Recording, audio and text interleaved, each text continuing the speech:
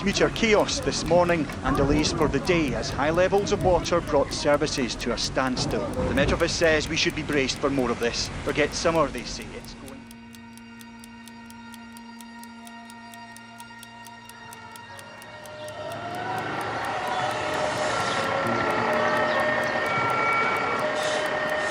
But the evidence in the record now is becoming clearer and clearer that assume the temperature of the world. Прошло более 70 лет, но все еще загрязненность воздуха остается основной. For the average American, that carbon footprint is about 16 tons of carbon emissions. What about COP26? We can see the ocean becoming worse.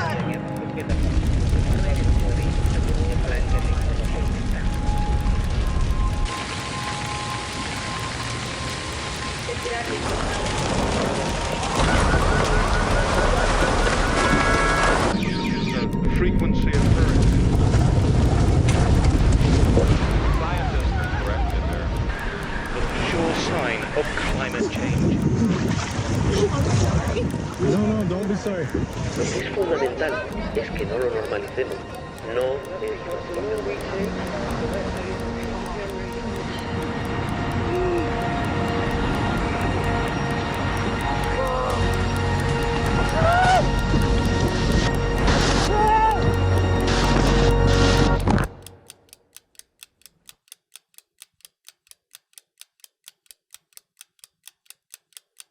The state of the planet is really dire. We have ample scientific evidence today that we are at nothing less than a planetary emergency. We have a global climate crisis, but we also have a global ecological crisis.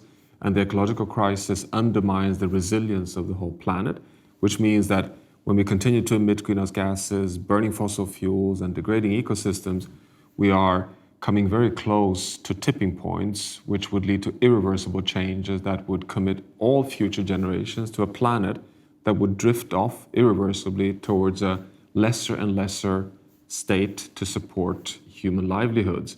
So all in all, we are today at a point of existential challenge. And this is now well established scientifically through the IPCC, the Intergovernmental Panel on Climate Change 6 report that concludes 1.1 degrees Celsius warming, the point we've reached now through fossil fuel burning and land use change, is the warmest temperature on Earth for the last 100,000 years, which means that we have crashed through the ceiling of the warmest global mean temperature on Earth since we left the last ice age, which means since we started developing civilizations as we know it. So fundamentally, we can say that the state of the planet that has supported what we cherish as a modern world today is surpassed in terms of the capacity of the Earth system to sustain that pressure.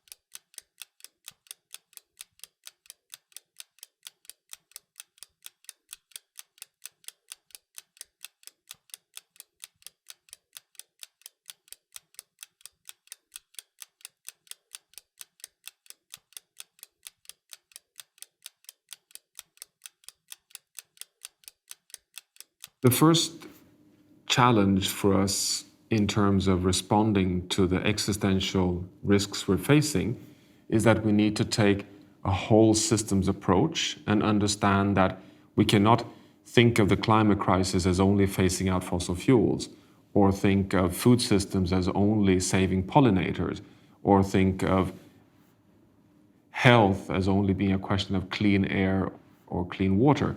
We need to now navigate and be stewards of all the planetary boundaries, the 9 big systems that we know scientifically regulate the stability and the resilience of the entire planet. So that is number one, that we have to stay within a safe operating space defined by science for climate, for biodiversity, for land, for fresh water, for the big nutrient cycles of nitrogen and phosphorus, but also pollution and the waste and all the chemicals that we're loading into the Earth system. So interestingly, we today have so much scientific support for this transition in terms of what's the corridor within which we have to stay. So that I would argue is the number one. Number two is that we have to understand that this is not an incremental journey anymore. This is an exponential journey. It's about transforming societies, behaviors, values, and lifestyles, the world economy, quite frankly, in one generation.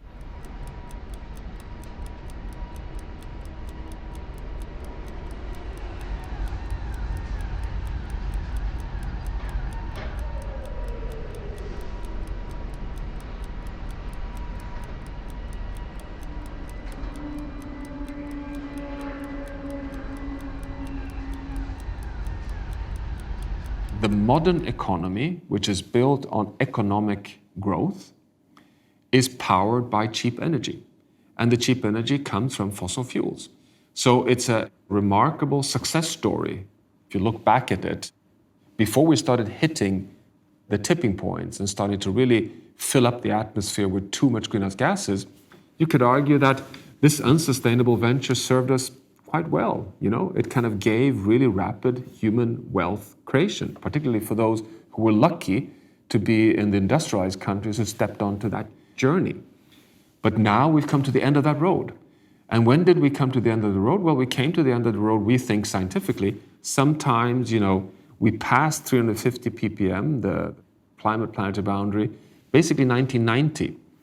So it's the last 30 years that we have shifted over from this big resilient planet that could cope with the unsustainable pressures that basically subsidized our wealth into this phase where it no longer works.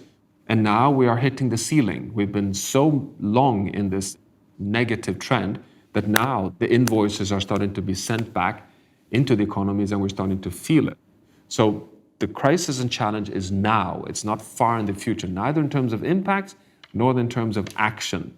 But the good news is, which is also such an extraordinary development, which has advanced at the same time step just over the last few years, is that we today have so much evidence that the solutions are not only available, but they're also scalable and they are competitive.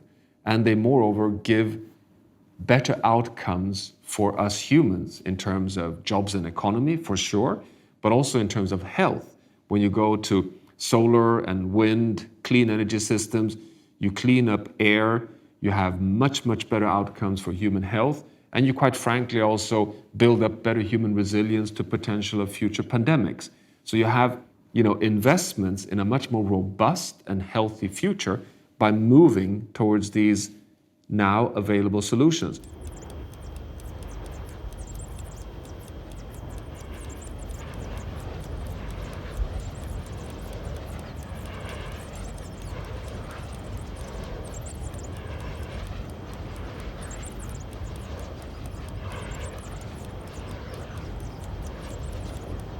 So what leads to pessimism? Well, it is that we do not see that all the countries in the world have stepped up and aligned their national mitigation plans with science. We know that we are moving along a pathway that will take us far beyond 2 degrees, up to 3 degrees Celsius warming just by the end of this century. So that is a huge concern. Now, my message though, despite sharing that concern, is that we should never give up. I mean, every 1/10 of a degree matters.